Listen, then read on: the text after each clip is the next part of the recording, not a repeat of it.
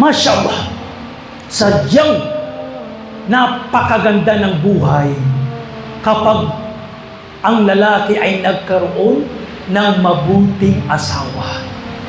Ika nga, may kasabihan, itong panguli, a good wife is a good life. A good wife is a good life.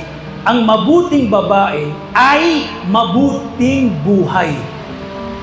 Big sabihin, kapag mayroon kang asawang babae, mayroon kang matiwasay, masaya, maligayang buhay. Wallahi al-azim, tingnan nyo. Kahit ang lalaki, kahit gaano man siya kayaman, kalusog, katanyag, kahit gaano siya kapapular, hari man o pinuno, kung meron siyang masamang asawa, wallahi al-azim, miserable ang kanyang buhay. Walang kasiyahan. Dahil ang tunay na kasiyahan, tunay na kapanatagan, nakakamtan ng lalaki sa loob ng tahanan. Pero kung ang isang lalaki, mahirap man, dukha, hindi mayaman, o kahit may karamdaman o hindi malusog, o di kaya hindi tanyag, hindi popular, pero kung mayroon siyang mabuting asawa, wallahi al-azim, kaligayahan, happiness, kasiyahan, ang kanyang nakakamtan.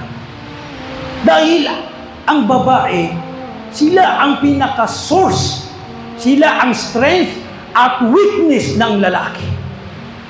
Sabi ng iba pang kasabihan, nagiging pinuno, leader ang lalaki kapag ang asawa niyang babae ay mabuti.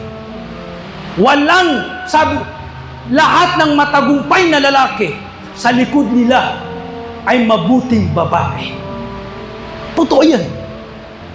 Totoo yan. Kapag ang lalaki, kahit anong pinagdadaanan niya, pero ang kanyang asawang babae, imra'atun salihah, sinusunod niya, hindi nagrereklamo, matiisin, sabr, matyaga, inaalagaan ng sarili, peace of mind, kaligayahan, katiwasayan ang kanilang samahan. Pero kabaligtaran nito, kung masamang babae, subhanallah, miserable ang buhay, tabiya, subhanallah. Naway, hilingin natin kay Allah subhanahu wa ta'ala na gabayan ang ating mga asawang babae sa mabuting pakikitungo at pagsunod sa kanilang mga asawa.